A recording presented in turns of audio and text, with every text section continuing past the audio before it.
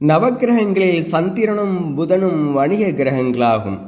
ஆகவே வியாபாரம் செய்து வருபவர்கள் என்றுமே சந்திரனின் அதிதேவதையான பார்வதி தேவியையும் புதனின் அதிதேவதையான மகாவிஷ்ணுவையும் வணங்கி வர வேண்டும். இதனால் வியாபாரம் விருத்தியடையும். திருப்பதி ஏழுமலையானையும் வணங்கி வரலாம். வியாபாரம் செய்பவர்களில் கடகராசிக்காரர்கள் முத்து பதித்த மோதிரமும், மிதுனம் மற்றும் கன்னி ராசிக்காரர்கள் மரகதம் பதித்த மோதிரத்தையும் அணிந்து வந்தால் வியாபாரம் மென்மேலும் விருத்தியடையும். இந்த ராசிக்காரர்களுக்கு எந்த வியாபாரமும் ஒத்துவரும். மகரம் மற்றும் கும்பராசிக்காரர்கள் இரும்பு சம்பந்தப்பட்ட தொழில் நடத்தி வந்தால் மேலும் மேலும் விருத்தி உண்டாகும். மேலும் இவர்கள் நீலக்கல் பதித்த மோதிரம் அணிந்து கொள்ள வேண்டும். கடப்பாக்கல், கருங்கல் மற்றும் டைல்ஸ் இந்த மாதிரி வியாபாரம் செய்பவர்கள் கோமேதகம் கல்பதித்த மோதிரம் அணிந்து கொண்டால் வியாபாரம் விருத்தி காணும்.